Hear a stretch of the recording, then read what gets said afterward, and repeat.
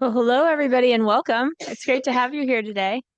I'm going to go ahead and call this meeting to order. We start with an invocation, which we observe by a moment of silence, followed by the Pledge of Allegiance.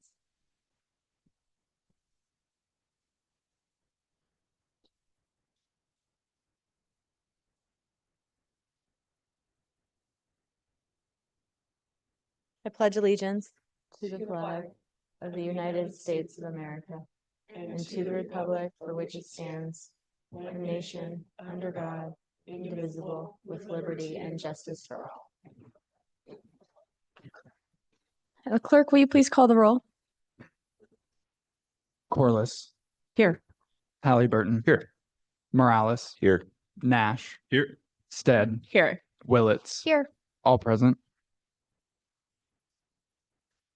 All right, we've got some minutes for approval. Madam Mayor, I move approval of the minutes for the meeting on January 13th, 2026.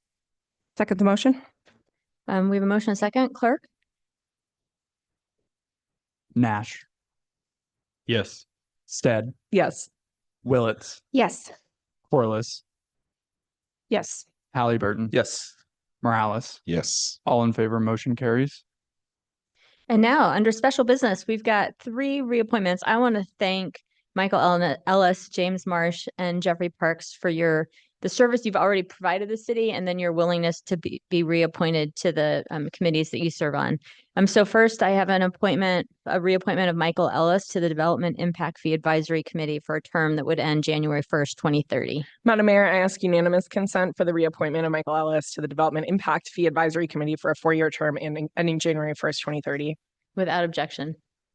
All right, thank you so much. And now we've got a reappointment of James Marsh to the Design Review Committee for a term that would end January 13th, 2030. Madam Mayor, I ask unanimous consent for reappointment of James Marsh to the Design Review Commission for a 4-year term ending January 13th, 2023. Without objection. And then finally, a reappointment of Jeffrey Parks to our Historic Preservation Commission for a term that would end January 24th, 2029. Madam Mayor, I ask unanimous consent for the reappointment of Gregory Parks to the Historic Preservation Commission for a 3-year term ending January 24th, 2029. Without objection. Thank you, Jeffrey, for your service. All right, we'll move into the consent agenda. Madam Mayor, I move approval of the consent agenda. Second the motion. We have a motion, a second discussion.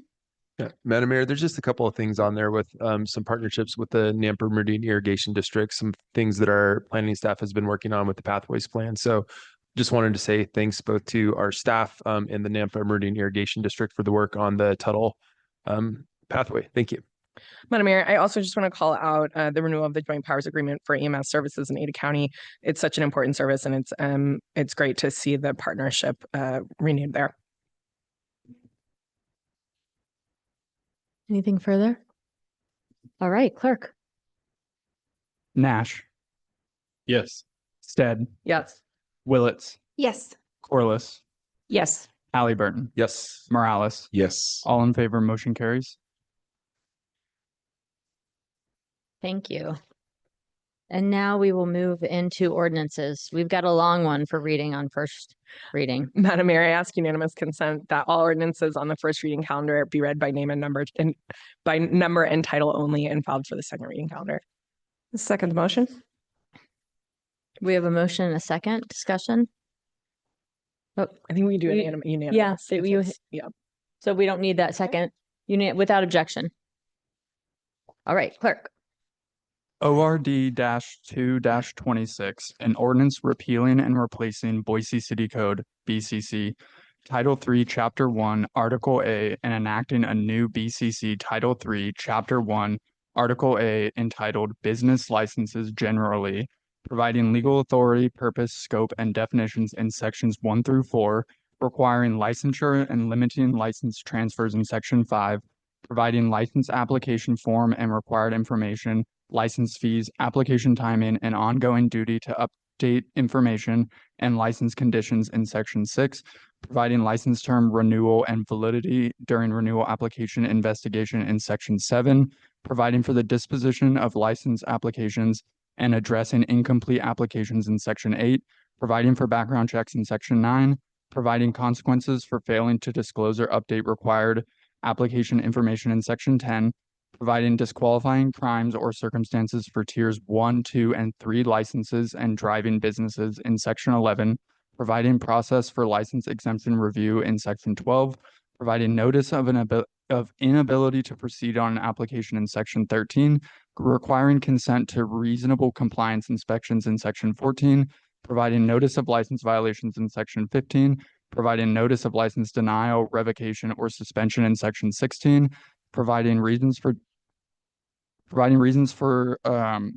stay of suspension or revocation in section 18, providing for emergency suspension or revocation in section 19, providing relicensure waiting period after revocation in section 20, providing process for informal review in sections 21 and 22, providing process for review by director in sections 23 and 24, providing process for review by hearing officer in sections 25 through 27, setting for the responsibilities of all licenses in section 28, and providing the penalties for violations of BCC 3-1A in section 29, approving a summary of the ordinance and providing an effective date. Thank you. And now second reading. Madam Mayor, I ask unanimous consent that all ordinances on the second reading calendar be read by number and title only and filed for the third reading calendar. Without objection. ORD-1-26, an ordinance CAR 25-13 for property located at 1312, 1328, and 1334 East Lewis Street, Boise, Idaho 83712, amending zoning classifications for the city of Boise City to change the classification of real property, particularly described in section 1 of this ordinance and adjacent rights of way from R-1C/HD-O residential traditional with historic design overlay to R-1C residential traditional, setting forth a reason statement in support of such zone change and providing an effective date. Thank you. And now third reading, we've got two. Madam Mayor, I move that further reading of ORD 45-25, ORD 46-25 be dispensed with, and the record reflect that they have been read the third time in full. Second. Second. We have a motion, a second, clerk? Nash, Yes. Stead, Yes. Willits, Yes. Corliss, Yes. Halliburton, Yes. Morales. Yes. All in favor, motion carries. Madam Mayor, I move that ORD 45-25 and ORD 46-25 be approved. Second. We have a motion, a second, clerk?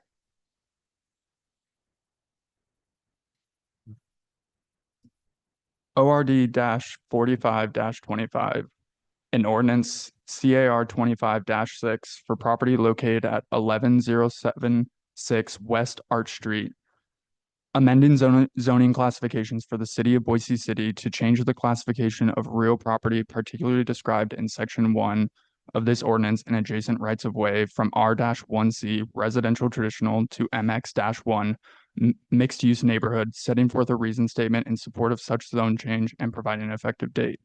ORD-46-25, an ordinance CAR 25-16 for property located at 2653 South Victory View Way, amending zoning classifications of the city of Boise City to change the classification of real property particularly described in section 1 of this ordinance and adjacent rights of way from R-1A residential large lot to I-1 light industrial, setting forth a reason statement in support of such zone change and providing an effective date.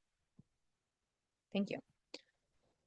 One more to go. Madam Mayor, I move that all rules of the council interfering with the immediate consideration of ORD 3-26 be suspended, that the portions of Idaho Code 50-902 requiring an ordinance to be read in 3 different ways, twice on title and once in full, be dispensed with, that the records show it has been read the third time in full. Second the motion. We have a motion, a second, clerk? Nash, Yes. Stead, Yes. Willits, Yes. Corliss, Yes.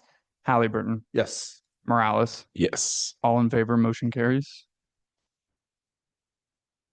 ORD-3-26, an ordinance amending Boise City Code Title 3, Chapter 16, non-consent towing services, amending the title of Section 4, subsection 6, amending Section 2 to add additional definitions, amending Section 4 subsections 5, 6, and 7 to align with changes to the Idaho Code, providing for a waiver of the reading rules, approving a summary of the ordinance, and providing an effective date. I move that ORD 3-26 be approved. Second. We have a motion and a second. Clerk? Madam Mayor, just real quick on this discussion, one. sure. Yeah. Oh, just gonna bring up, we had a conversation about towing a couple weeks ago that we, I think, realized that there needed to be a little bit of a larger conversation, but there was another component of just bringing certain aspects of it into Idaho code. And so it ended up getting split into two different ordinances. That second part still has a future date where there will be a discussion. So if you came here to talk towing and now we're not talking towing, that'll come here in the future. This is just making sure that we are up to date with what we are required by the state of Idaho. Madam Mayor, just to also add, we're taking feedback if you're here on towing, if you're not here on towing. And to Councilmember Halliburton's point, we're doing this so we can be in compliance with the law. We're going to take the other pieces so that we can get it right. Great. Clerk? Nash, Yes. Stead, Yes. Willetts, Yes. Corliss, Yes. Halliburton, Yes. Morales. Yes. All in favor, motion carries. Thanks, everybody. We're going to move into subdivisions. With these three items, what I will do is we'll hear from staff. I don't expect that anybody from the public is here on these. I'll confirm that that's the case. We'll ask the applicants if they're in agreement with terms and conditions of the staff report, and then we can take it from there. I expect these will be fairly straightforward.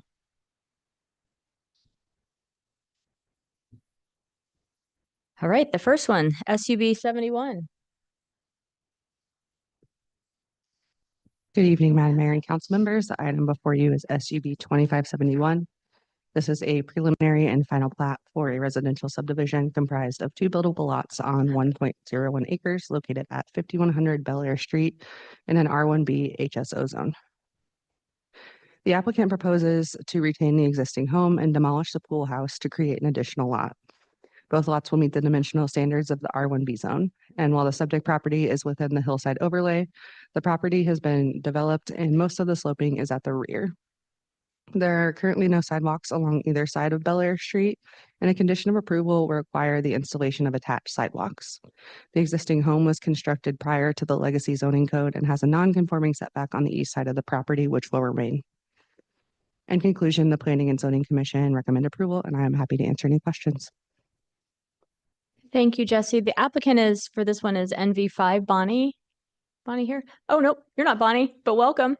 I'm just to ask, is anybody here to testify on this item beyond the applicant? Are there questions for staff Madam Mayor, before I've got we it. ask the applicant? Yeah, just one quick question. So here we just have the lot really being split, a shed being demolished, pool house, but we don't actually have a proposal for any sort of development on that other piece of property at this point. We're just the splitting of the lot. Madam Mayor, council members, the lot will be split and the existing home will remain.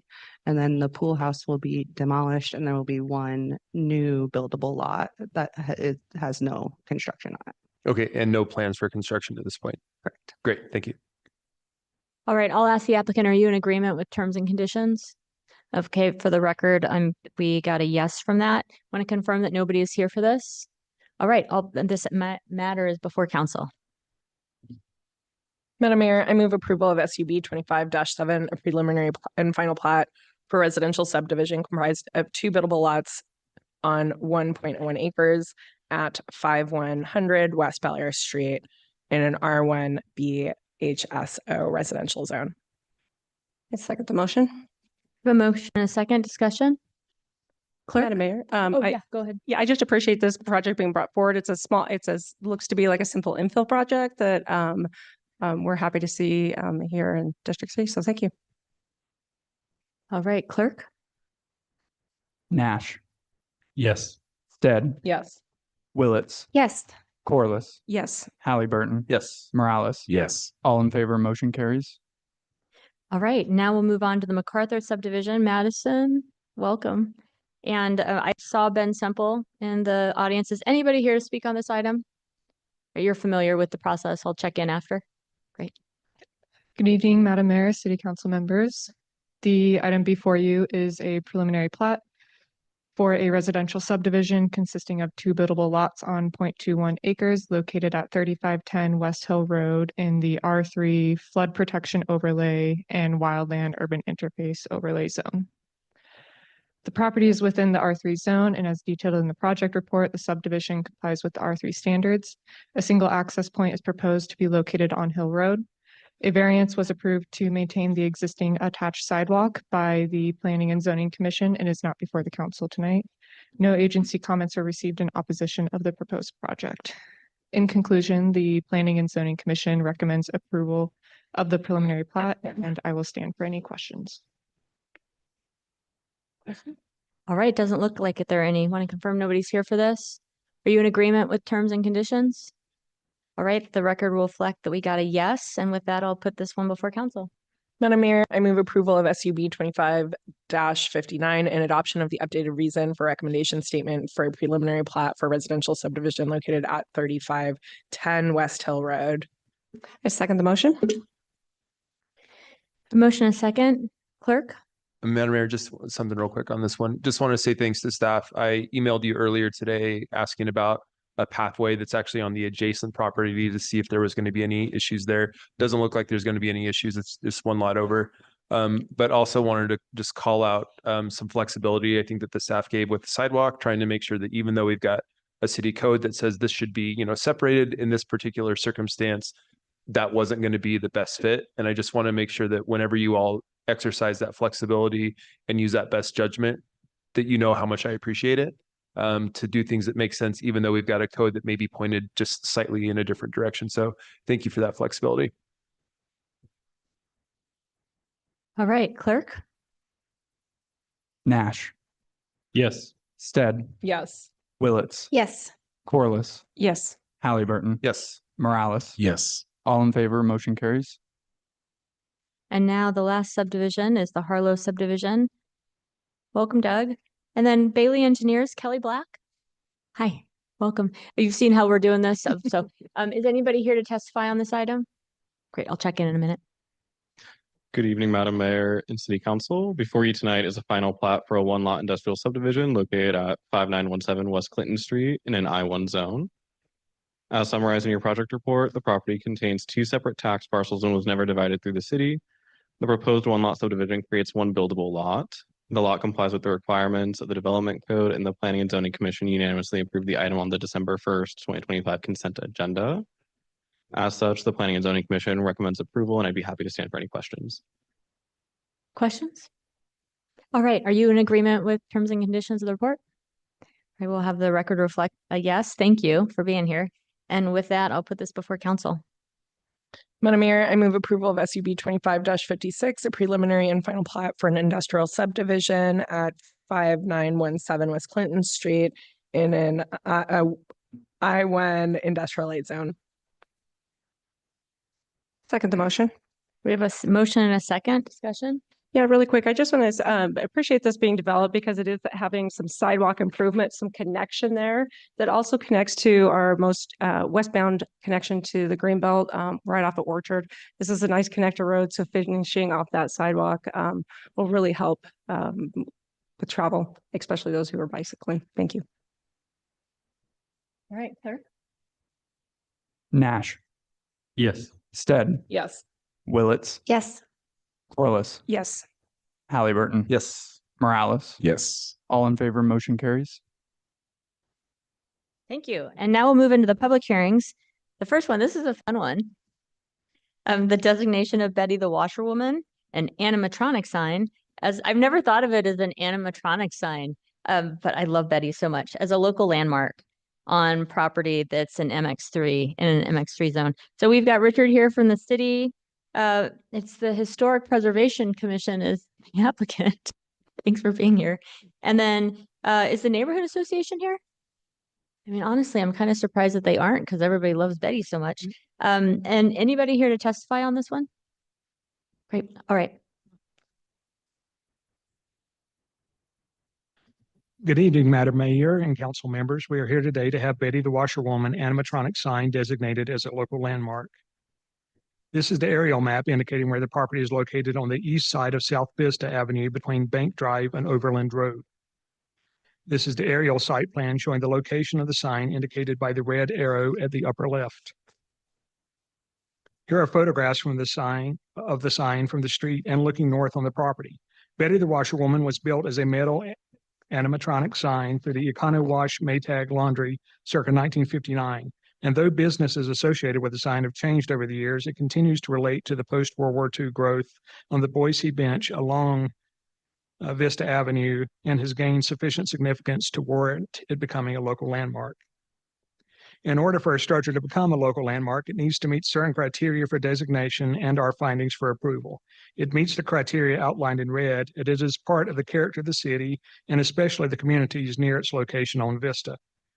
It is innovative for being an animatronic sign that was used to engage potential customers by its visual interest from the street. Per the findings for approval in the city code, it has been shown that the structure does meet the criteria for designation. The State Historic Preservation Office has determined that the sign and associated laundry meet the criteria and are eligible for listing in the National Register for Historic Places, though this request is just for the sign for local landmarking. Based on the above findings having been met, at their October 27th, 2025 hearing, the Historic Preservation Commission recommended approval to the City Council to have the Betty the Washerwoman sign designated as a local landmark. Therefore, the Planning Commission recommends City Council approve this request to have the Betty the Washerwoman animatronic sign designated as a local landmark, and the staff will stand for any questions. Madam Mayor, I've never approved a landmark before. I'm curious, and I agree with everything, but I don't understand like how this came about. Like, is this something that who brought this forward? And can we get a little bit of a backstory? Yeah, why we're here we've got the applicant that's here Yes. Okay, yeah. to share Yeah, share some This of was a that. commission-driven initiative, and the applicant will be speaking as a commissioner from the Historic Preservation. All right, wonderful. That's what I was looking for. Right. Madam Chair, Yes. or no, Madam Mayor, sorry, thank you. To that point, can you tell us how many landmarks we have designated currently in the city? And if you know where they are? Madam Mayor and council members, I do not have the number in my head. It's 20 something, let's say 20 to 30, I think. Great, we'll take your word for it. Madam Mayor, quick question. So the ownership of Betty the Washerwoman, does that stay with the building owner? Madam Mayor, council members, yes, the ownership is whoever owns that parcel owns the sign and the laundromat, the entire parcel. Okay, thank you. Why don't we get Ashley, do you have a presentation? Yeah. Why don't you come on up? You can go from here. I would like to know while you're presenting if all of her clothes are protected, if her outfits can change or they have to be what they have been on a monthly basis, how that works. It's been a long time since Halloween. Yeah. She's still wearing it. Yeah, I'm Ashley Malloy. I live at 4103 West Pasadena Drive, Boise, and I'm representing the Historic Preservation Commission. I think Richard has my slides. Sorry to make you sit through a little presentation. Okay, so here's Betty. So the landmark question. So there are only two landmarks on the bench, the Temple Beth Israel and the Boise Depot. There's, like Richard said, 20 or 30 landmarks. We haven't designated landmark in a long, long time. And this just shows the underrepresentation of historic places that are landmarked on the bench. There's a couple listed properties, but local landmark status is pretty limited. The bench development, of course, was spurred in the mid-century. Once we had the depot, we had train access, and then we had an airport, we had Gowan, lots of development. We had the post-war boom, and that was brought in, like especially on Vista Avenue, by the Day family and the Hoppy family. So you have the Vista subdivision, you have the Albertsons, the Vista movie theater. And then another important part of Betty's significance is roadside advertising. So we have a development of different signs during the time period. So mechanical signs started in the 1920s and then continued through the 50s until actually cities started to ban the mechanical signs and took away some of our fun. But so we have our Betty represents that kind of era in sign making. So Life of a Washerwoman, I think Richard covered some of this, but it was built in, we think around the 1958 is what we have. And she's served the Econo Wash and then later the restaurant, now Americana Pizza. There's a lot of public admiration for Betty. So this was a Facebook post about Betty, and people love Betty. I think it's clear that everybody loves Betty. Jay Story actually owns the property and is in charge of Betty's tire. So he's actually So I looking. talk to Jay. Yeah, you can talk to Jay. All right. And Jay is actually looking for anybody who's interested in dressing Betty. So we wouldn't have, purview of her ever changing wardrobe. So I think everybody likes her in her different outfits and things like that. But this was a community or a historic preservation commission initiative. There's about, I think at the time, there was like 4 of us who live on the bench that sit on the Historic Preservation Commission. And so we just wanted some recognition for additional resources on the bench. Madam Mayor. Mhm. I just had a question. I think when Americana Pizza took over, there was a brief time when Betty was dressed as a Teenage Mutant Ninja Turtle, and I'm wondering if anything we're doing tonight would prevent that in the future. No, I don't think anything would prevent that. So I think our fun of Betty dressing can continue. That's all we care about. Ashley, thanks so much for being here and for talking about this with us. We really appreciate it. I could almost hear Lucy Willett's wheels turning on what she wants to dress Betty the Busher woman in, and probably a BSU shirt, I'm thinking, for Morales down there. Yeah, thanks for the history on this as well. I agree with you. I get a lot of comments on this and making sure that we do keep her as a landmark status. And she's really been iconic over 70 years on the bench, and really has become, just a cherished bench icon. So thank you for that. Yeah. Any other questions? No, but I'd like to be volunteered to help dress Betty. Oh, okay. Thank you. Yeah. There's lots of fun We things. can put you in touch with Jay, and I think. Thanks for saving Betty. Yeah, we love Betty, so thank you for protecting her. Thanks for working on this. Yeah, no really problem. appreciate it. Anybody here to talk about Betty? Yay, Betty. All righty. The record shall reflect that Betty got cheers from the audience. Madam Mayor, I think there is somebody with their hand raised. Oh, was their hand up? Yeah, come on up. Yeah, come on up.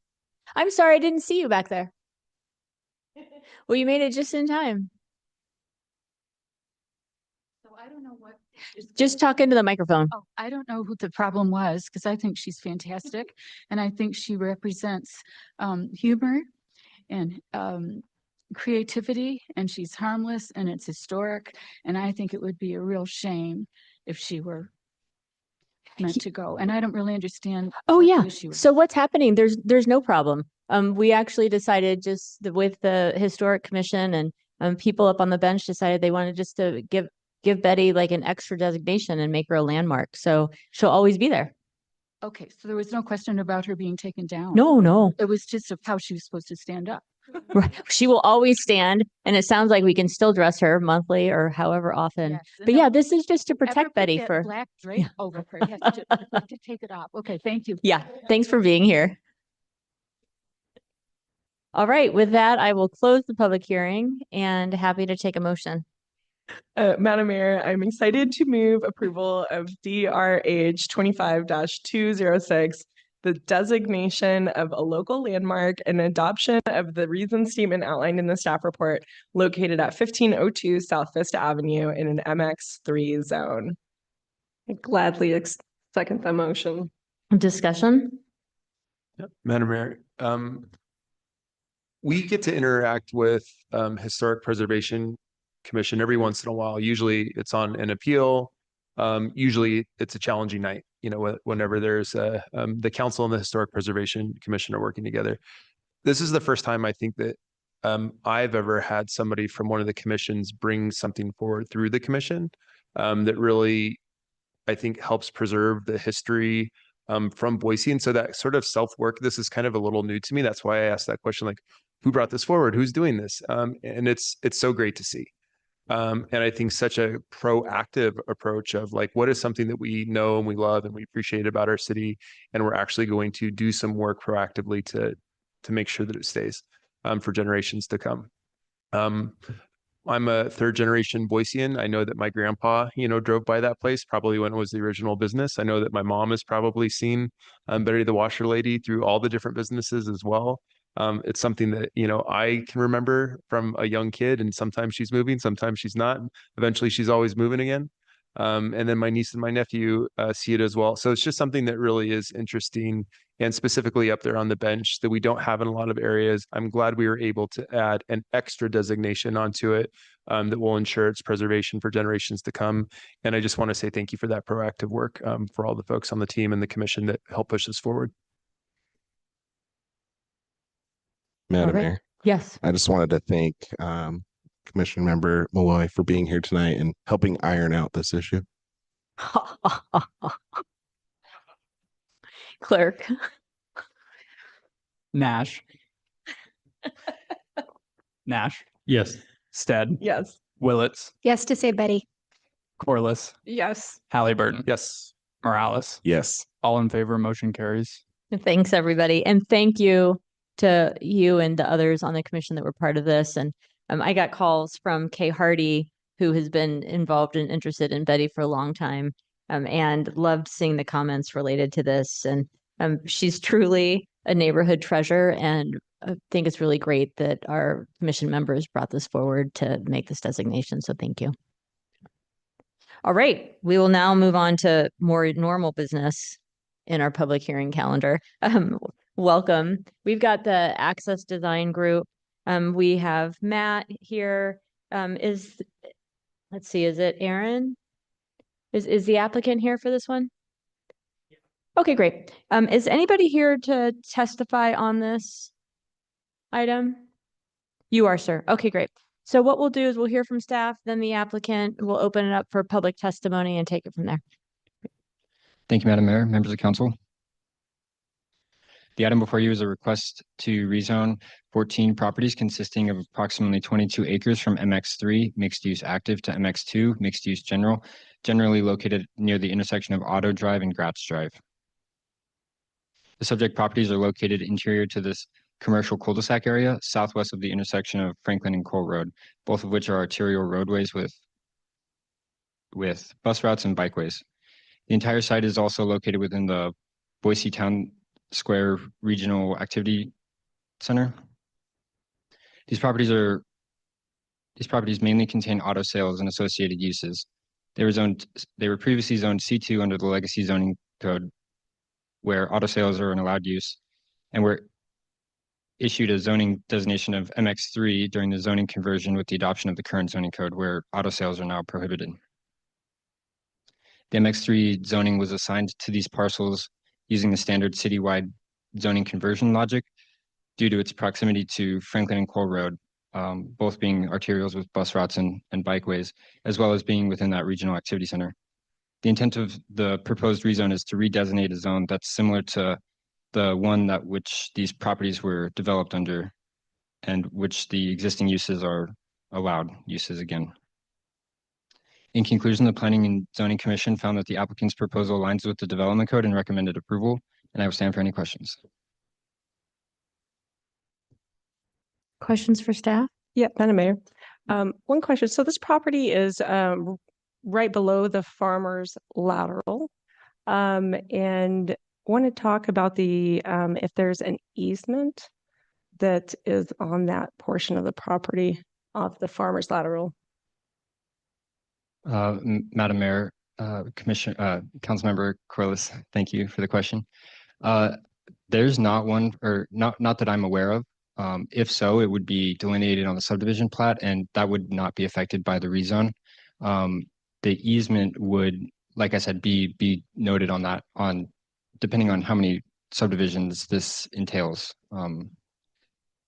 is where that easement would be recorded. Okay, on the subdivision. Okay, thank you. Yeah, and Madam Mayor, just to add a little bit of clarity. So that is along the farmer's lateral. That particular section is not identified in the pathways master plan as one of the pathways. It ends at Cole, but there's a pretty significant stretch on the other side of Cole, and actually a relatively significant stretch on the other side of the freeway. And so although it's not actually included in there, just flagging for council, that may be something that we want to address and direct as far as the subdivision goes, because there is a little bit of a gap. I'm guessing the reason why is because there is no housing, and as mostly an automotive spot, there's probably no real reason to extend a pathway in that area. If all of a sudden there's residential housing, that's probably a different conversation. And then there's probably some concerns about what does a crossing on Cole look like as well. So just flagging that to, to your question. All right, thank you. Actually, Madam Mayor, I did have, Yeah. have something real. At this point, there hasn't been any preliminary development plans on the property. It's a rezone at this point, or are there actually some preliminary plans that have been put forward? Madam Mayor, Councilmember Halliburton, there are not any current development plans with this application. The intent here really is to redesignate to a similar zoning designation as the C2 with the conversion, with the zoning code taking it to MX3. The MX2 is really intended to more formalize those uses there. Yeah, great. Thank you. All right, we'll hear from the applicant. Come on up.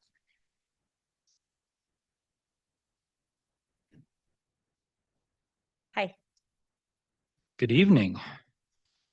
Let me get situated here. Thank goodness for fingerprint turning it on, because then we don't have to remember our passwords, right? Okay, my name is Tim Brenner with Axis Design Group. My address is 7410 Southwest Bevelin Road, Tigard, Oregon, 97223. First of all, I'd like to thank you, Mayor, and City Council for having us tonight. I also want to thank Matt Dennis for his great communication, willingness to just work with us through this long process. It's been quite a process. I'm gonna have our slides pulled up. Hopefully, are they up? Oh, there they are. They should be up, and then you should have a clicker somewhere. There we go. Great. There we go. Good. So the first thing that I want to point out is we're proposing to rezone approximately 22.18 acres of property from the current zone of MX3 to MX2. Can you go to slide 2, please? No, I'm going to ask that you click. Oh, I can do it. Yeah. That's fantastic. Maybe. There we go. So the property that we're looking at is highlighted with the solid red line here, and that's approximately 22.18 acres, like I'd mentioned. Currently, this whole area right here, and historically for the last 50 years, has been kind of known as the Boise Auto Mall. There are multiple dealerships here on our properties, as well as on these properties right here. Right now, there's a church that is in an old auto dealership property here, and there's a credit union right there. Those are not included in the zone change. So we're only proposing it to do it here in the solid line area.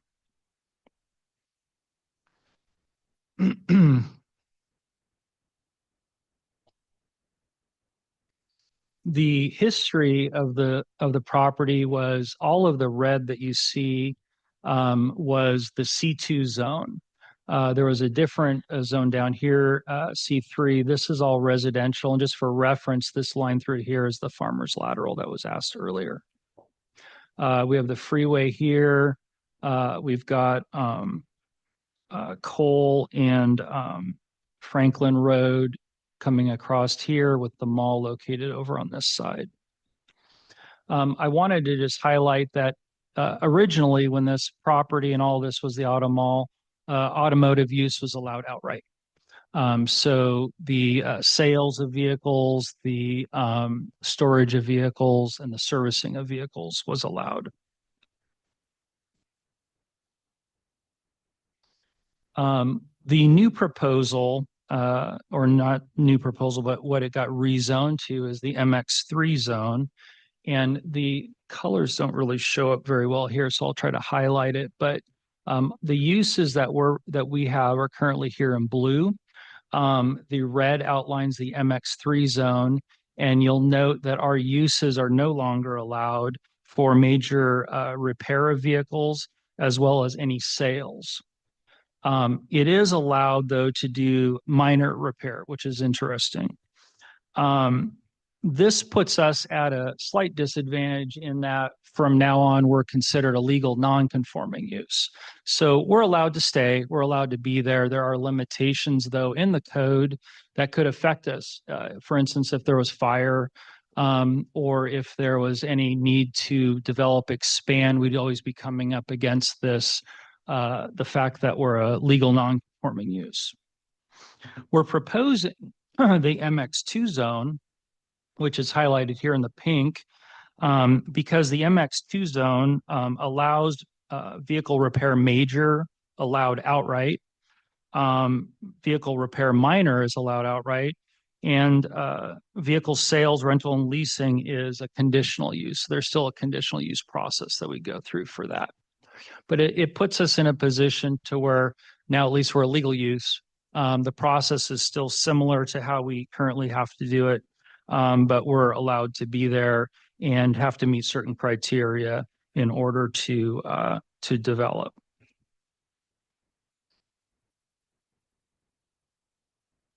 When we met with at the neighborhood meeting, required meeting that we had before the Planning Commission hearing, we met with a lot of neighbors showed up, which was wonderful, because we're able to kind of educate the neighbors on kind of what took place with the rezoning, and how that actually affects them. None of them were actually aware of or understood really how the rezoning worked. And so I just wanted to show these two slides as an example of something we showed at that meeting. The MX3 is what the zoning was for our property. And it allows, 70-foot height max, 4-story minimum buildings for redevelopment, the ground floor active use. Our uses are not allowed, and there's pedestrian-friendly streetscape standards. We did this diagram. This shows the lateral. It shows the residential neighborhood up here, and it shows how large these buildings could actually be, which would block the views of a lot of the homes that are along there, or they'd be looking in between potentially buildings if this were redeveloped. The MX2 zone seems to be a little bit friendlier scale for development. If the auto dealerships were to leave, and there was some redevelopment, it seems to be a more pedestrian friendly or rather neighborhood friendly development scale where there's 45-foot height maximum. Our uses are allowed so we can continue to grow and expand and grow our businesses as we need to, but all of the same pedestrian friendly streetscape standards, circulation, those sorts of things are still required like they are in the MX3 zone.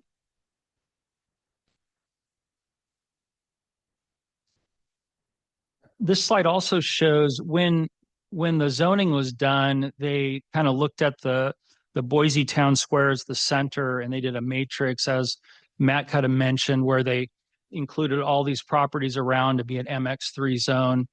What I want to just point out is all the barriers. So there really wasn't context that was put into the discussion or thought around the zoning. And so the context is that, we have a freeway barrier, off-ramp barriers to this area, as well as the lateral residential neighborhood to the south. So it really makes this property kind of its own area. And I think that's one of the discussions we had with staff, to kind of make sense to maybe keep this as or change it to an MX2 zone, allowing the auto dealerships to be there. The last slide that I'm going to show tonight is just an outline which clearly identifies where the boundaries are for this rezoning. We went through, had to survey all of this in order to be accurate in how we look at it. It would not include any of the properties directly to the east along Pole Road, which is along here. So it doesn't include any of these properties, only properties that are kind of internal to the site. The other thing that I'd like to point out is the property just south to us, this large property, when the rezoning did happen, that for some reason was rezoned MX2. So we're not proposing what is known in planning world as island zoning, where it actually was already island zoned as MX2. We're trying to just be consistent with what's next door to us. So it's not an uncommon zone in this area. The last thing I just wanted to point out is when this zoning occurred and we became a non-conforming, legal non-conforming uses, it really puts auto dealerships at a disadvantage. And this is actually throughout the city. Most auto dealerships currently are in the MX3 zone. Whether that's on purpose or not, it's the reality where we are. And so there's a lot of limitations now that's put on these businesses. And I just wanted to to remind, the importance of having auto dealerships in the area. They're really provide a service to the community. They provide a tremendous number of family wage jobs, quite a bit of tax revenue.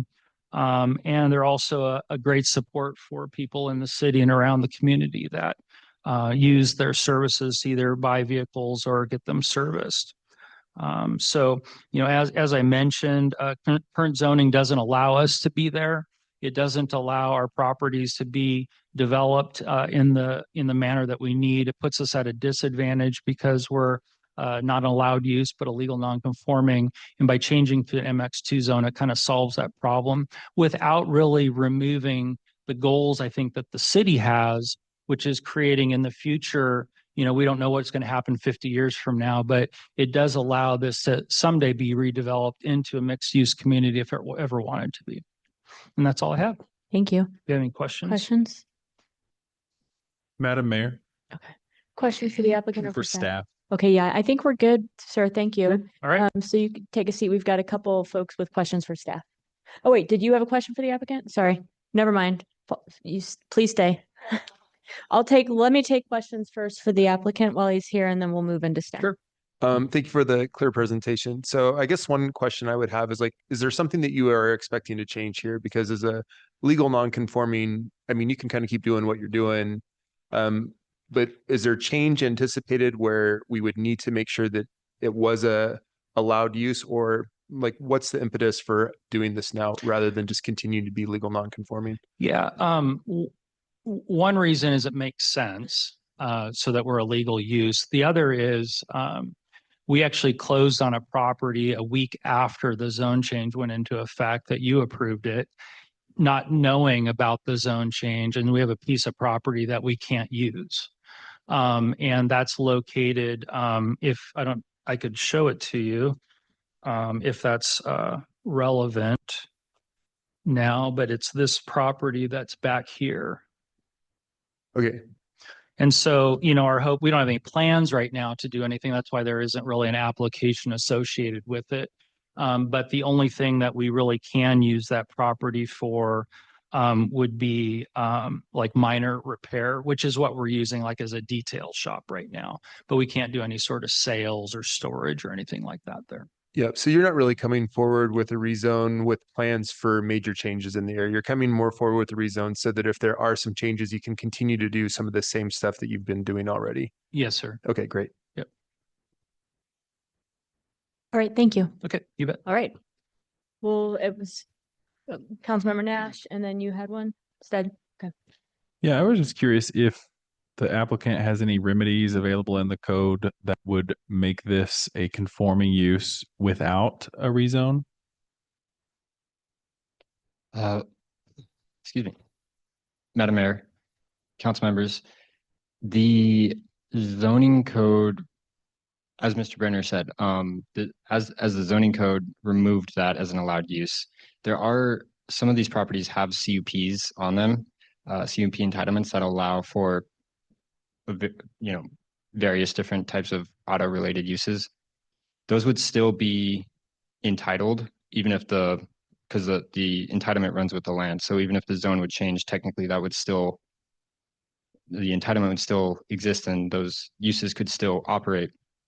But as Mr. Brenner said, their expansions would be, they'd be required to receive planning permits to expand a legal non-conforming use. So when legal non-conforming use is trying to expand, it is an administrative decision if the expansion is less than 20% of the floor area, and a hearing level if it's more than 20%. So reverting back to a zone where the use is allowed kind of eliminates that requirement to receive the legal non-conforming expansion before going for a building permit. So, Madam Mayor, if I could, I think what I'm getting at here is I support, like when I saw this kind of landlocked portion that they purchased, I remember when they did it, it was right after we passed the zoning code, and I just remember how silly it was. I like, yeah, that use should be able to be compatible with the existing Boise Auto Mall there.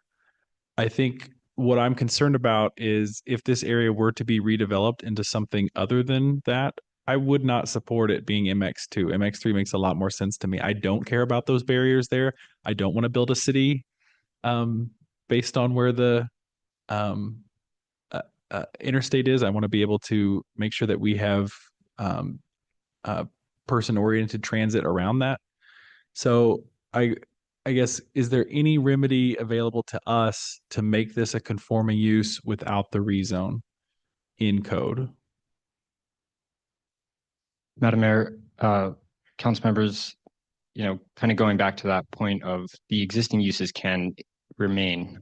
As Mr. Brenner said, there's a parcel that's currently undeveloped, so that could not be developed with the auto sales use. So yeah, I think I'm clear on that. I think is there do we have to rezone this? Is that our only thing we could do? Madam Mayor, I'm gonna just jump in if I can. So, because I think currently the use is a legal use, right? It's legal non-conforming. So there is no like current violation being made by the current use. So the action to not rezone would be to deny the motion, or would be to deny, and it would still be a legal use. I totally understand that. What I'm concerned about is the same thing the applicant is concerned about. If there are substantial changes that need to be made, or if they would like to develop that property, I would like them to be able to do that. And I would like them to have that flexibility. However, if this property were to be redeveloped into something other than what it is, I would want that to be within the goals of MX3. I don't need it to be shorter. I don't need it to have fewer mixed uses available.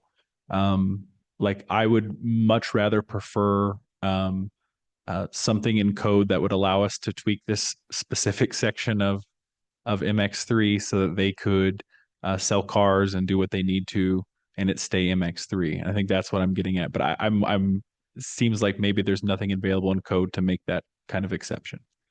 Madam Mayor, council members, that's correct. Currently, there's no mechanism that allows a prohibited use. Madam Mayor, I have a few questions. First, is the new property in question within this proposed rezone? And do you know which portion of the property it is?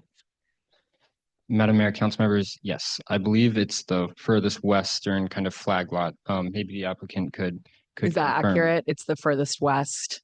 But would the applicant use your laser pointer and point it? Now that I know how to use it. The property is right here that we currently can't do anything with. And if I could add to your question, is that okay? Re-asked. Sure. Yeah, it's asked again. Sure. Okay. One thing that city council could do, it would probably not happen tonight, but would be to consider having the automotive uses that are allowed in MX2 also be allowed in MX3. But that would take a process of when it's time to update the code, which they do each year, to include that in part of the in that change. Thank you, Madam Mayor. I have a couple other questions for staff. Thank you. Thank you. So in looking at the zoning map, it looks to me like this is a place that we would want MX3. It's on a corridor. It's it's near other jobs. so I'm curious, I guess I'm having a hard time understanding the planning team's recommendation for the rezone, knowing what our long-term goals are, because I guess I think on this, I'm with Councilmember Nash that this specific company has been a great partner to our community. I don't want to inhibit them from continuing to grow. However, if they were to leave, I would not be inclined to leave it as, essentially a parking lot or to limit the development on it for homes or something else. So curious about, I guess, the recommendation a little bit deeper. And then also, because it seems to be, anyway, curious about that. Let's start there. Thank you.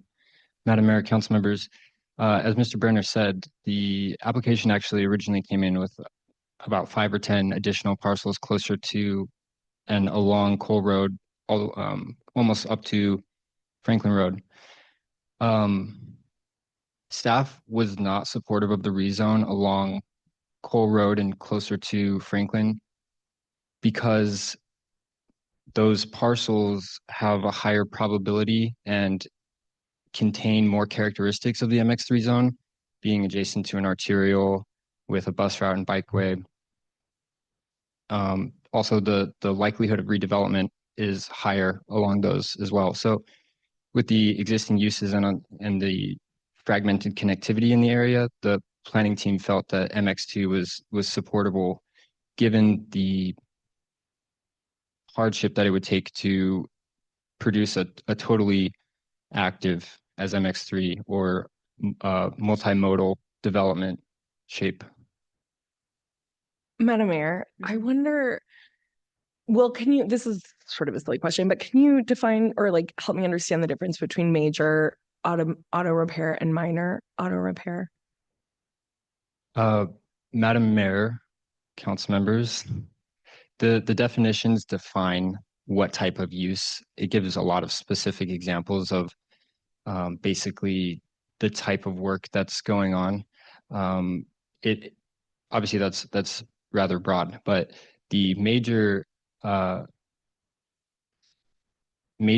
tends to be it's all about adverse impact. So the major is typically louder, or it produces some type of pollutant, whereas the minor is probably less noisy. It's and I could give specific examples, but I just don't have them in front of me. Madam Mayor, I'm coming up with, I wonder if, because I also understand the applicant's frustration with this additional property that's now maybe can't be converted into what the use of the other properties because of this. I would be curious, and I don't know if it would make sense to make a motion first, or can I just say it and then Why don't you say it and we'll figure that out. If we were to move towards, and I don't know if it would take a deferral at first to revisit this, but if we were to move towards looking at a rezone for that new property, but not for the entire property, to allow them to kind of standardize the use across their property, but also preserve it for that future density that I think the city intended. That's what I'm thinking, and I would love to hear from other council members because maybe I'm a minority on this, but I wonder if that would help us achieve the goal of preserving that future land use, because it doesn't seem accidental to me that we would have done that too, that the staff would have chosen to do that specific zone across other automotive uses. And I worry, I guess, that if we do this now, we will hear from every other automotive use. So that's what I'm curious about. Well, Madam Mayor, council members, I can speak to that a little bit. The zoning conversion logic was applied as more of a equation. It didn't incorporate physical characteristics or existing uses. So from a criteria standpoint, being adjacent to and within the same subdivision, or multiple subdivisions here, the proximity to those arterials, along with being within the regional activity center, is what applied that MX3 zoning. So totally hear what you're saying, although the MX3 was applied through a conversion logic and without respect to what exists there. Thank you. Madam Mayor, can I ask a follow-up question or do we have a motion on the table? No, there can't be a motion because we're in a public hearing and I haven't closed it yet. So just procedurally, a couple things. We still have the public to hear from. Will continue asking questions. When there's an application for a rezone in front of council, it's your purview to look at this and if you chose to change it, if you chose to put a motion up there that was changed, but part of this, there need to be reason for the decision and why you believe there to be a difference. But that's something that's appropriately in front of you if you choose to do that. Okay, and so now I'm going to continue with questions for staff, and then we'll hear from the public, and then also have the applicant ultimately back up here too. Madam Mayor, Matt, I think in reading between the lines, this is kind of what I see with this property is it's unique to the mall as the activity center. That is what made this spill over into the MX3. Part of the issue we have here is we've got a giant freeway in the middle. So whether we want the mall to be an activity center area, but the transportation lines here make it really difficult. So because of that, what we're trying to do is view this as a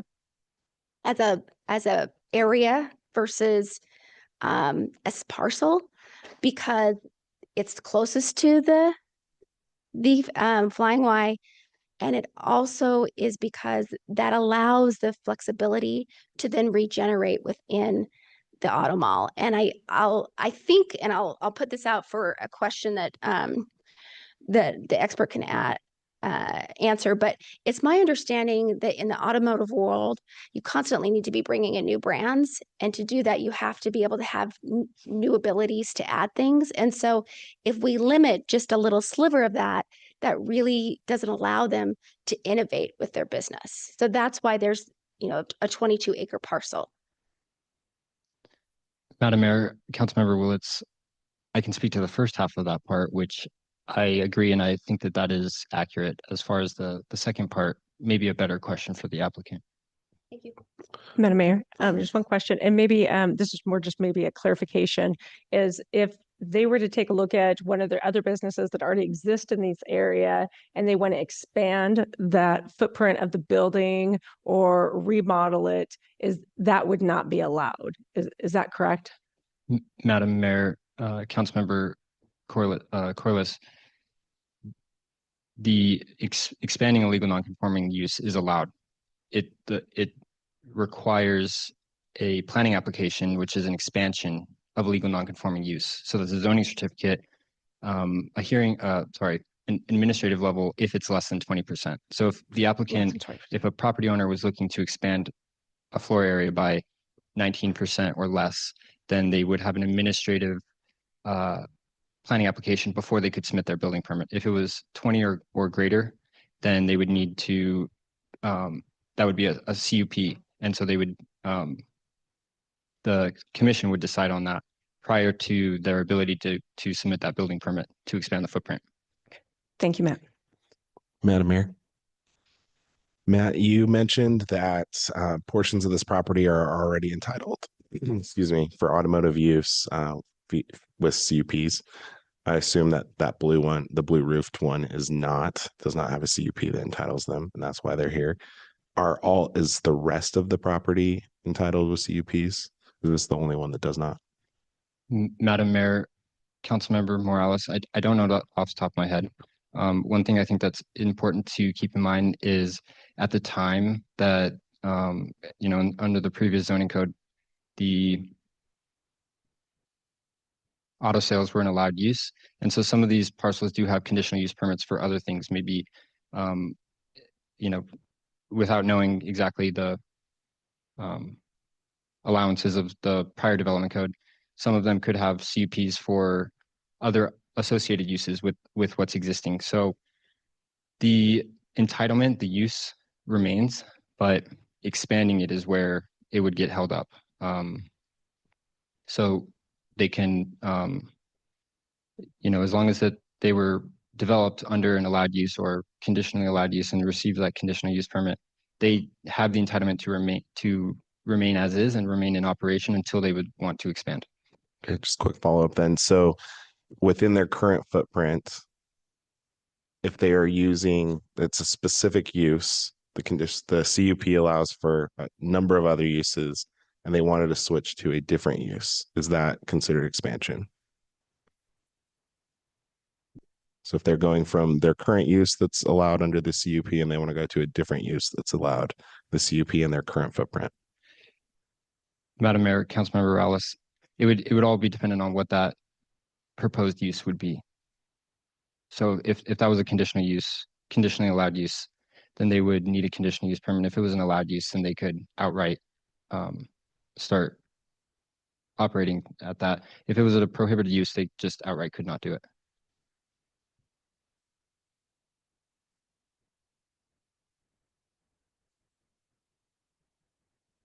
Looks like we're done with questions for you for a little bit. I'm going to go ahead and open this up to the public. Sir, you were here to testify on this item? Is anybody else here wanting to talk on this? Come on up to the front row, please, if you are. While everybody just kind of move through. We've got 3 minutes. The timer will go on. Right. And if you could just give your name and then share your thoughts, it'd be appreciated. My name's Steve Welker. I own a piece of property above the mall.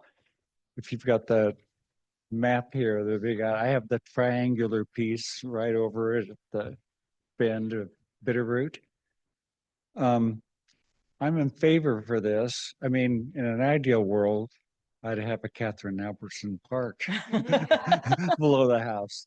But I've lived there. My wife and I have lived there for 8 years. They've been good neighbors. I mean, you get the calls in the daytime and stuff like that, but it's not a 24-hour thing. They've been respectful with the lighting and that. To have residential there doesn't make sense. And I applaud the city for, the council and the mayor for the work that you've done trying to keep the character of Boise. One of the things of character is the rims. And from our home, we have a view from way out beyond Callister all the way to Callister, all the way to Table Rock. If housing was in there, which doesn't make sense to me with auto dealerships and stuff, but 4-story buildings I would miss the view a lot. So anyway, I hope you support the recommendation. Thank you, sir. Okay, thank you. Madam Mayor, members of the council, my name is Landon Brown. I'm an attorney with Hawley Troxel. I'm here today on behalf of the Larry H. Miller dealership that is part of this rezone application. And my client obviously is in support of this application. Now, my client can continue to operate as is in this non-conforming use status. However, it is critical for their business planning and for their development to be zoned appropriately for their use.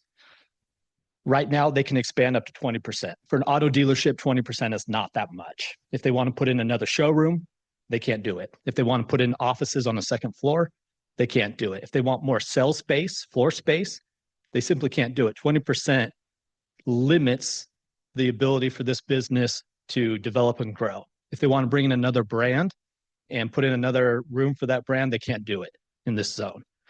And so for a business perspective, for them to be able to plan the dealership, to plan on how to use that space, and to plan on how to grow as a business, which has been around in this location for years and years, has invested a lot in this community, it's important for them to have this rezone so that they can then continue to operate and know the parameters in which they need to operate. And so my client is in support of this application, and I would stand for any questions if the council has any. Madam Mayor. Yeah. No plans on moving anytime soon? My client has no plans to move. Thanks. Madam Mayor, just follow up. You heard me ask the question before. It's my understanding that in the world of automotive, you have to have the ability to innovate, to add new things. And without this rezone, it will severely impact your business. Absolutely. It's a competitive business. It's a competitive marketplace for the auto dealerships. And you need the ability to enhance your showroom, to bring in more products, to be innovative. And 20% caps that ability. And Madam Mayor, just to follow up, I think, we obviously are not experts in this area, but I think when we hear repair, that's something different. But what I hear you talk about is a showroom, which I don't think we've really understood up here. Can you talk about how the rezone would affect something like that specifically? Because you saw the matrix where we talked about major or minor automotive repair. Talk to us a little bit more about the building and the showroom piece. Absolutely. So the showroom is not part of the repair aspect of the dealership. It's part of the sales. And as part of the sales, in the MX2 zone, it's not allowed. And so since it's a non-conforming use, you can't expand a showroom unless you only do it by 20%, which can't fit a whole lot of automobiles in that type of a room. And so you do need it to be part of the allowed use in order to be able to expand that portion of the business. Madam Mayor, just a clarifying question. I think you said MX2, but what I think you meant was if you're MX3, then you can't do it because you have to have the height. Yes. Thank you. All right. Thank you. Thank you. Yeah, Madam Mayor. Landon, thanks so much for coming out here and testifying tonight. I seem to recall this has been an auto mall area 30, 40 years. Do you have that number? I don't have that number. It's been an auto dealership as long as I can remember, and I've been here 40 years. Thank you. But I can obviously remember all of it. Yeah, I appreciate that. Thanks. Thank you. Thank you. Sir. Madam Mayor, council members, my name's Alvin Charlton. I live up on the rim above the dealership. I'm here for purely personal reasons. With the change to the MX2, the heights are going to be lower. So that's all I care about, is that my view isn't impacted. So if they go up more, then I'm losing the view of the mountains and the whole reason that I've been there for the last, 12, 13 years on that rim, having this gorgeous view that I have. And all I care about, I don't care about the dealerships or anyone else. All I care about is my view, and I don't want it to go away. Thank you. All right. Anybody else? Okay. We will now hear, before I ask the applicant up for rebuttal and questions, anything further for staff at this point? Madam Mayor, can I ask staff? Yeah. Matt, we heard about the percentages for expansion. Can you talk a little bit about what goes into those numbers? How were those numbers created, the 20%? Kind of, are there other things in zoning that kind of track with that? But just, can you give us a little, just curious about that number? And also, while you're talking about the 20%, will you address whether or not it's max 20%, or I think you said if it was below 20, there's administratively it's done. Above 20, there's a process. So will you address both Councilmember Morales' question and that came up? Madam Mayor, Councilmember Morales, I'm sorry, could you repeat the question? I'm so sorry. Yes, I think what I want to know, what we want to know is if you can walk through, we're hearing the hardship here of not being able to expand above 20%, but can you really tell us what does that look like if they wanted to expand more than 20%? How does that, is there a limit? Just kind of everything about that number that's kind of there. It seems to be that's the sticking point, right? They need to be able to do that. Can you walk through what that looks like? Thank you for reiterating. So if an applicant wanted to expand, 20% is the threshold. To your first question, I'm not sure the reasoning why 20% was chosen for the development code, but it is 20%. If an applicant wanted to expand by more than 20%, that requires a CUP. That CUP, the title of that CUP is to expand a legal non-conforming use. So it's reviewed through CUP entitlement, adverse impacts, compatibility with surrounding area, compatibility with the comprehensive plan. Whereas less than a 20% expansion would not go to hearing. It would require an administrative application. So the 20% threshold, expanding an illegal non-conforming use is allowed. The 20% threshold is just whether that decision is made administratively or by the Planning and Zoning Commission. So, Madam Mayor, when Council Member Nash was asking about, is there any other way to, I think, kind of essentially use that property that they're concerned about in the way they want to? That's because there's no CUP, but the expansion concern that was just shared for the other properties that have CUPs, they could go beyond 20%. They could add more offices on the second floor, more showroom space through that process. Correct, for those properties that have CUPs. Madam Mayor, Councilmember Morales, that's correct, yes.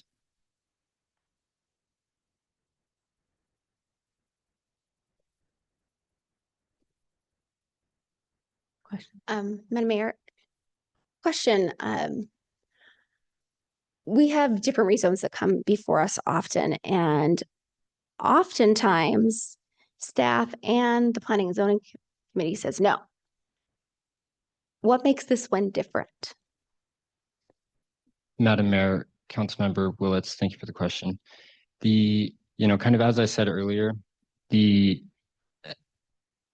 MX2, these properties internal to this cul-de-sac network, they contain more characteristics of a sprawled commercial and MX2 a general where the auto sales are allowed use.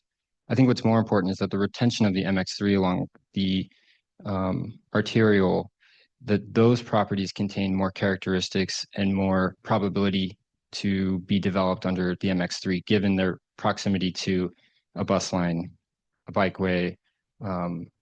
And so whereas on the western portion of the site, planning staff found that the properties located internal to this cul-de-sac network, because there's fragmented connectivity, because there's not adjacent arterials with bikeways and bus lanes, that those properties do not contain the same characteristics that as the MX3, and so that those were better suited for the to retain back to a similar zone to C2, which would be MX2 under the current code.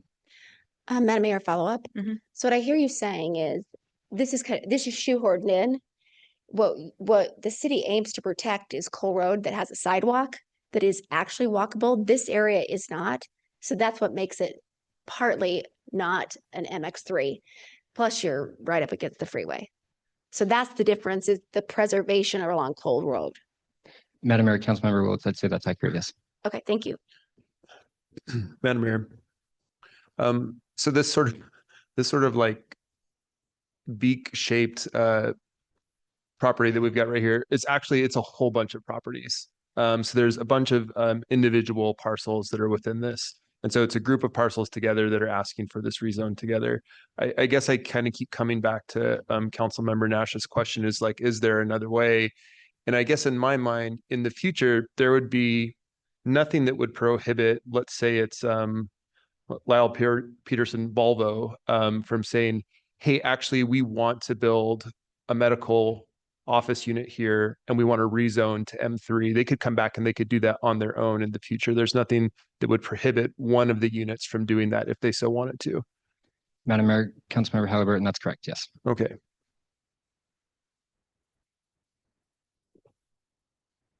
All right. With that, I'll ask the applicant to come on up. You've got a couple minutes for rebuttal and there might be some questions.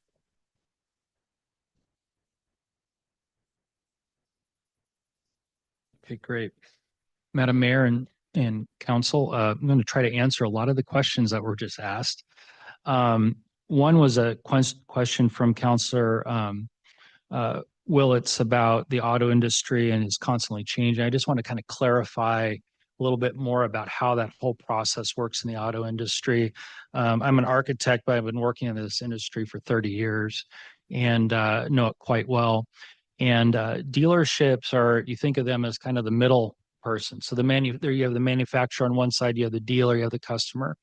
And manufacturers put pretty strict requirements on dealership owners, franchise owners, for development, for property, for land, how they use their land. And when a dealer doesn't have a property that's no longer they're allowed technically to be there, it can create conflict with their agreement with their manufacturer. So there's a business side of it that creates a challenge for them. Okay. So I want to kind of explain that. Another example I wanted to make is the Porsche dealership that we recently built and constructed. It's a beautiful building. We couldn't build that under the MX3 zone. That would not be allowed. We cannot infill property for our uses. We've talked about this 20%, but that's about building additions, not about new buildings. If we want to tear down or need to tear a building down and rebuild a new building, we're not allowed to do that unless the building is 4 stories tall and has a 60% active use on the ground floor, which is impossible for a dealership because we have very large service departments. The service departments are a key element in the business. And if those aren't allowed to be there and aren't allowed to grow and expand, we have a real business problem. And so that's where the MX3 becomes really restrictive. We are not always doing additions. Sometimes we have to tear a building down because it doesn't meet the manufacturer's requirements. And believe me, dealers would like to stay the way they are forever, but we can't because there's these manufacturer requirements that we have to constantly adhere to. And so the MX3 limits our ability to grow, to plan for the future, to understand what the outcome could be in the future. Let's talk about the conditional use permit process. If we are required to do a conditional use permit, for instance, if we were an MX3 wanted to expand, there is no guarantee that we would get approval for that. There is no guarantee that that could happen. It could be a real problem. They're also very expensive process to go through the conditional use, which is undue burden that is just not necessary in this case. The other thing I want to explain, it's like there's this, I feel like there's this taboo against the MX2 zone. The MX2 zone is not a bad zone. It really allows all of the same things the MX3 does as far as active uses, as far as mixed use development.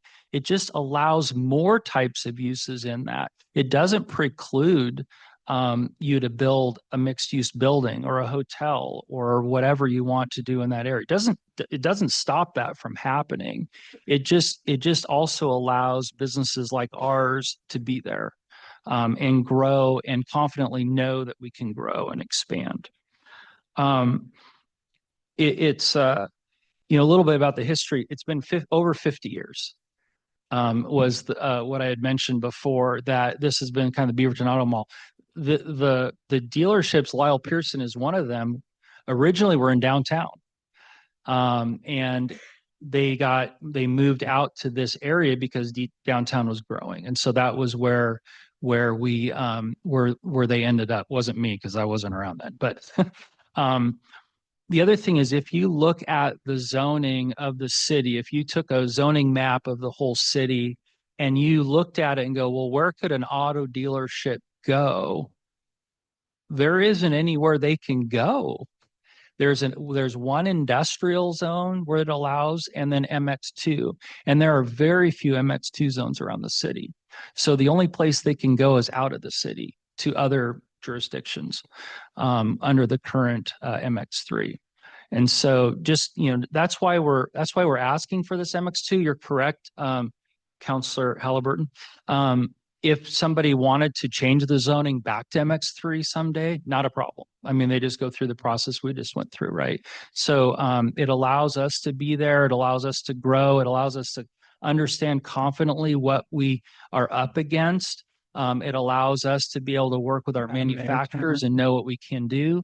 And, Lyle Pearson just brought in a brand new brand called Ineos.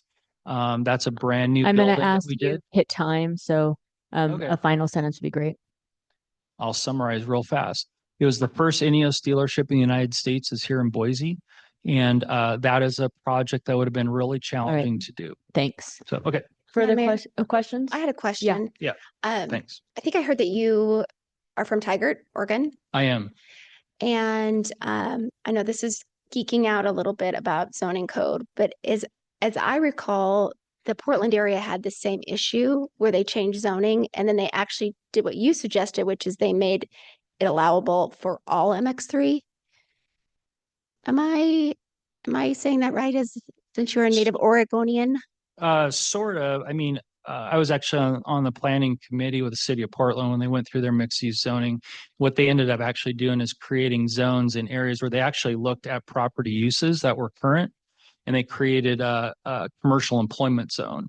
And that commercial employment zone actually allowed a lot of different uses, similar to MX2 does, but it also allowed mixed uses and a lot of other things. So it didn't create a bunch of non-conforming uses or throughout the city like you guys have. But thank you. And that's how they addressed this issue. They came up with they had the same issue unintentionally.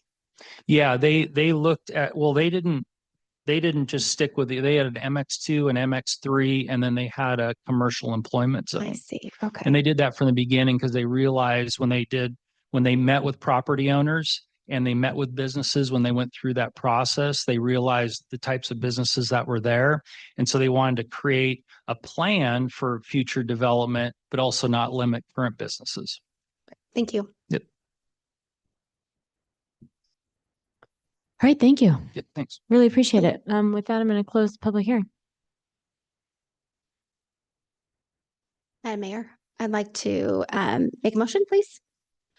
And Jimmy's smiling because he loves it when folks who don't make motions make them. All right, Madam Mayor, I move approval of CAR 25-005, a rezone of approximately 22.18 acres, generally located at 7840 West Bratz Drive, from MX3 mixed use to active to MX2 mixed use general. Second. We have a motion and second discussion. Yeah, thank you for being here tonight. And we've had some instances where we had some unintended consequences, and that's just natural with any law. And what I appreciate about the council is that we'll address them, and that we will be nimble in that.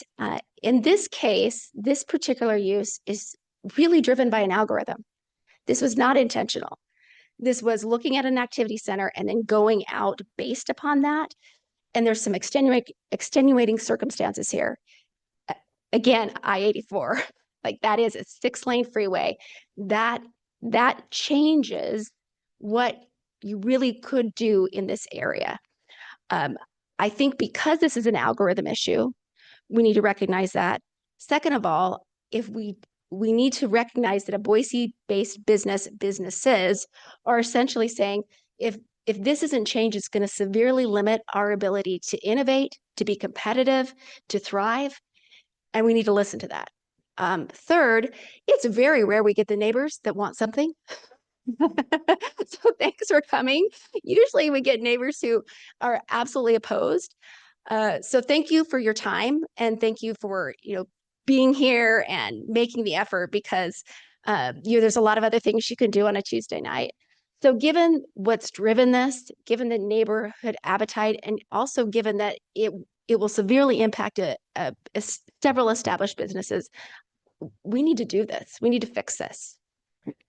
Madam Mayor, I think Council President Stead brought up a really good point earlier, is that if we approve this, are all the other dealerships going to come forward and want the same change? I would encourage them not to, because I don't know that they're going to get that same change.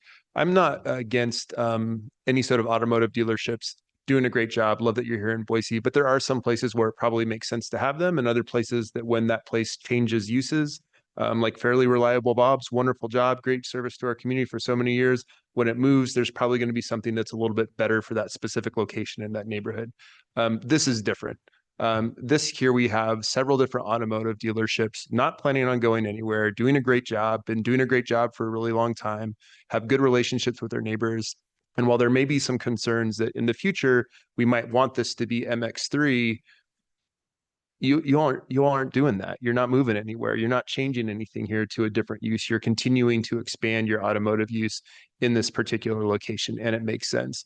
And if all of a sudden one of the dealerships wanted to do something differently as an individual parcel, they could come back to us.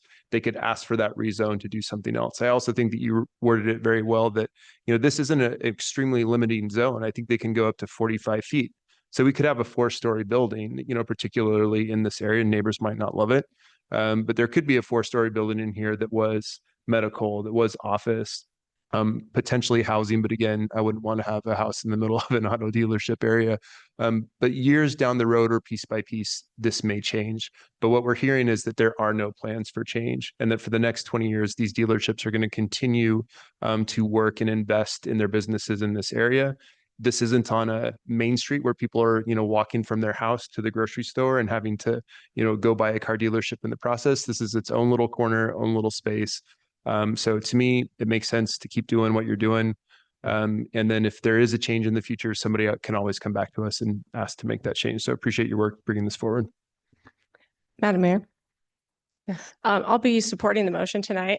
I think for me, what makes sense here is that we have a business who's been here 50 plus years. And, as their zoning code adjusted, this was one of those, again, it looked like it was a broad stroke that went out to this particular parcel. They came back with a pretty large request for a rezone, including the properties on Franklin and Cole. Planning, who are experts, really took a deep dive into this and said, here does it make sense, but we think that this particular area, the Beak or Peninsula, makes sense as an MX2. And I think it's also great, and what was brought up in the staff's report also is a kind of a buffer between our residential and an MX3 at a really good area. I think they provide a great service to the valley also. They're concentrated in an area for purchasing a car, servicing a car, and we need that here in the valley. And they're being innovative. They're bringing in new brands and new businesses. They're employing people in the valley. So I think, as Councilmember Halliburton said, they're a good business, they're a good partner, and they're a good neighbor. And I think, and modifying this to the MX2 zone, when our staff went and did a deep dive and said, what does really make sense now that we're looking at it, instead of doing a broad stroke or an algorithm, I think it does make sense for an MX2, and I'll be supporting that tonight. Madam Mayor.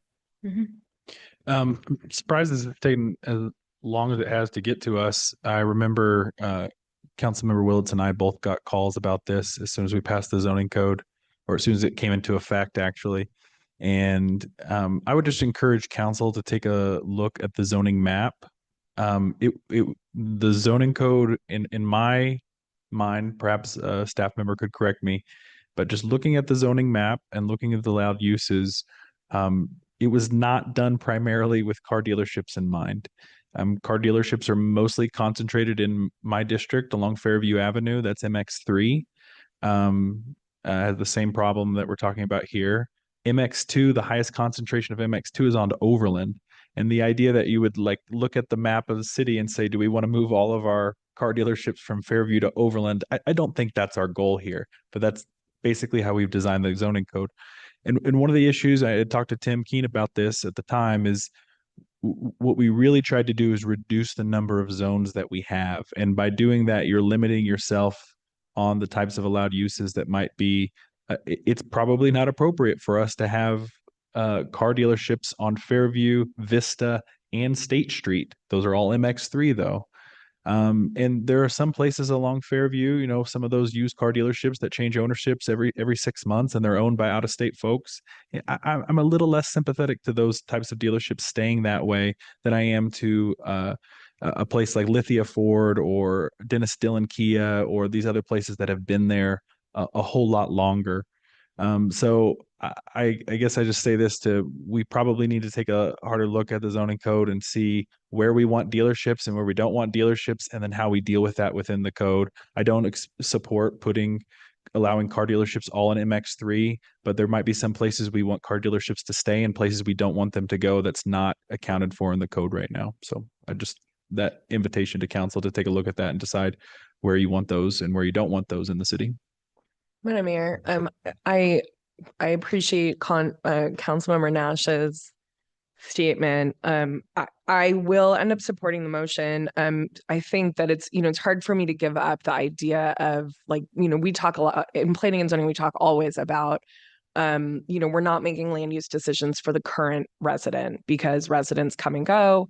And I believe that there will someday be a time when this tenant is not, or this resident is not at this location either. And I can't argue that this wouldn't be a place for a larger building, even if it took the view away of a resident on a hill.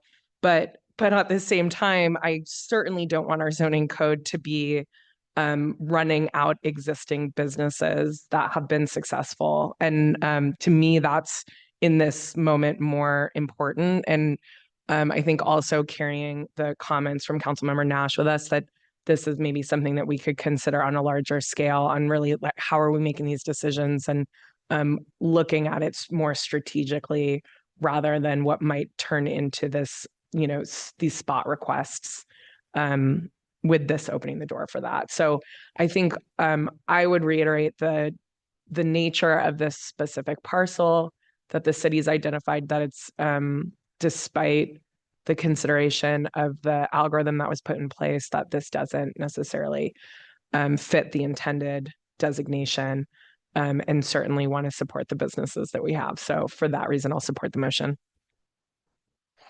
Madam Mayor, just a couple comments. I want to thank the neighbors for coming out, and I appreciate you being straightforward about what drove you to come here. I appreciate those concerns. I think I just wanted to share my comments that I do believe this is a great community partner, strong brand. We have a handful of strong dealers in our city, and I appreciate them, continuing to invest. I mean, that's why they're here tonight. So, I don't expect any major changes on that dealership in my lifetime.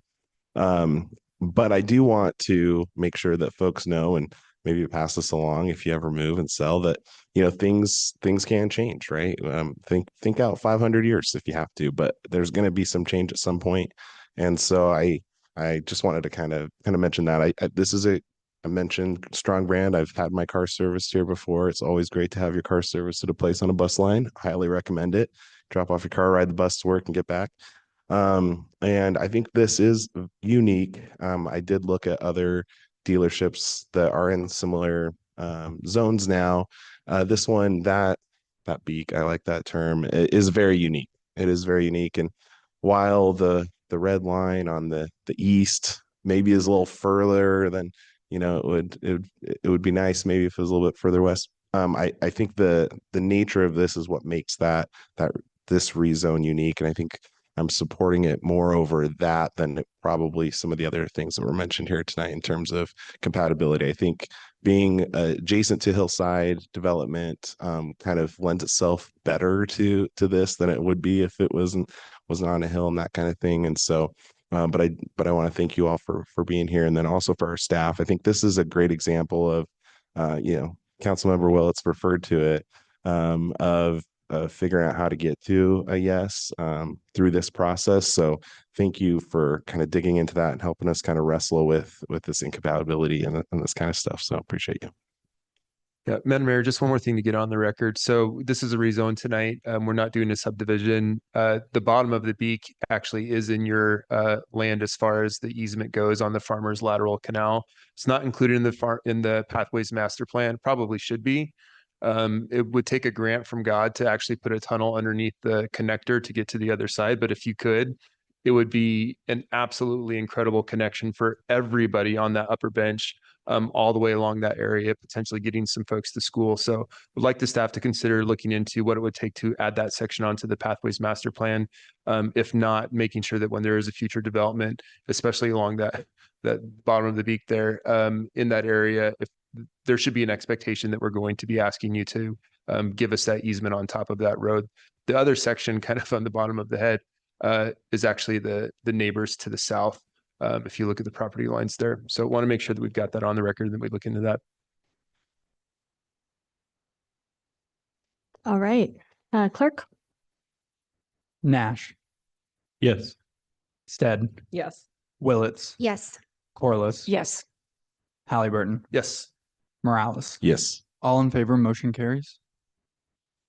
Right. Thanks, everybody. Thanks for being here tonight. 3 minutes. 3 minutes. We gotta finish this. Next one is super fast. 3 minutes.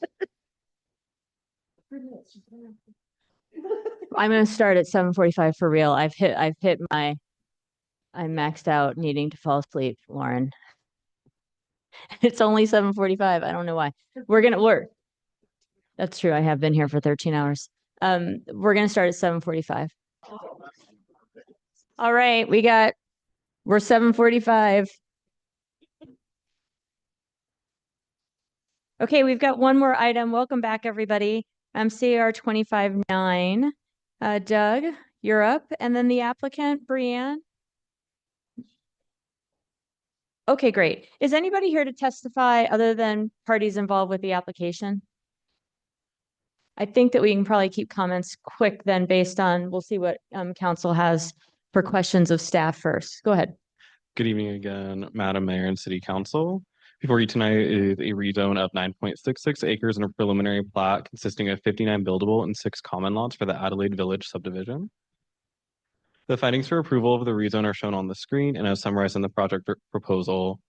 The project was heard by the Planning and Zoning Commission on November 3rd, 2025 and received a unanimous recommendation of approval.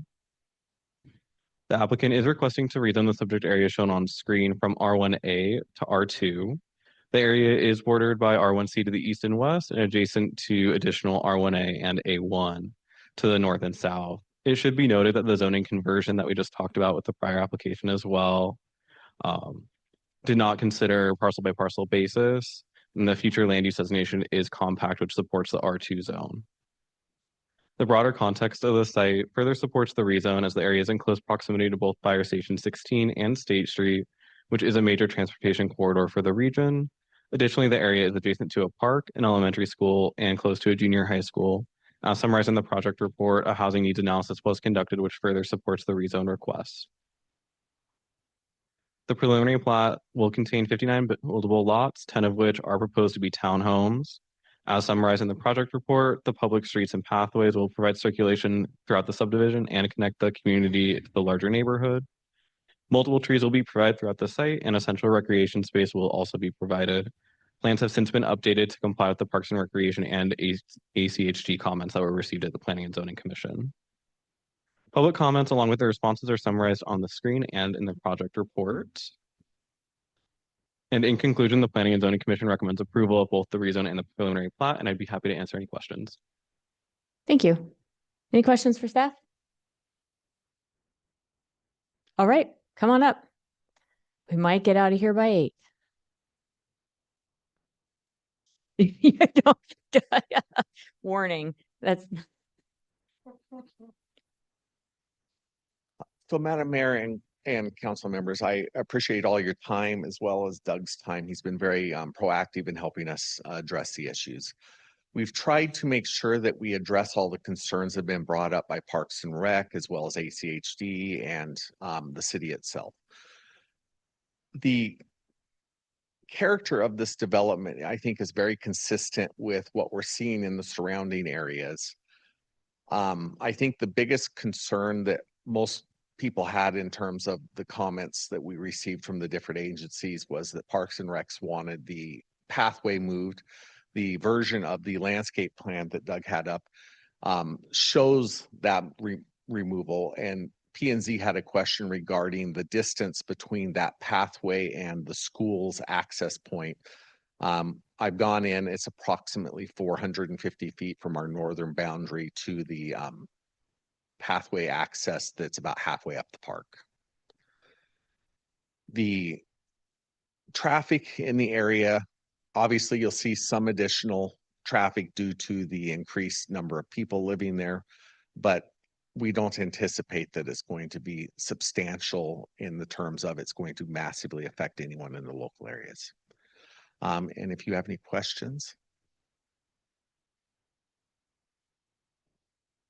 we appreciate your consideration. Thank you. Just for procedural purposes, might as well stay up there. There's nobody here to testify.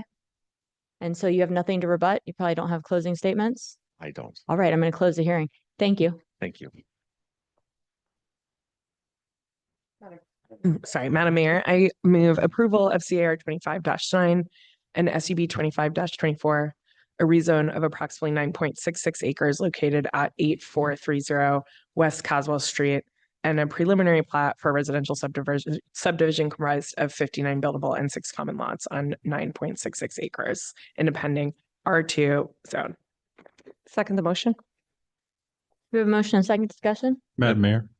Oh, we got two people that want to discuss. I don't think I need to declare conflict, but Shadow Hills Elementary did beat my son's school in basketball last night, but I'm not going to let that influence my decision. I'm sorry. I don't have anything as funny to say. Madam Mayor, just appreciate this coming forward. This is anticipated. We have a stub street at Brook Street. We knew that at some point this was going to be some land that we had developed. Appreciate the mix of townhomes, single family houses as well. That connection to Magnolia Park is going to be great. And it is 450 feet. That maybe sounds like a little ways, but like that's actually directly next to where the school is going to be. And so that access point through the park is actually a really great connection for the rest of the neighborhood to be able to get to the school a little bit easier. So anticipated this great infill project, good mix of housing types. Thanks for bringing it forward.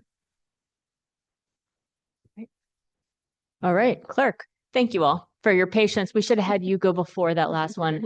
I am really, really sorry. Nash, We made you wait Yes. for break. I'm sorry. Stead, Yes. Willits, Yes. Corliss, Yes. Morales, Yes. Halliburton. Yes. All in favor, motion carries. Madam Great, Mayor, I'll take a motion to adjourn. I move to adjourn. I have a motion and a second. Great. All in favor? Aye. Great.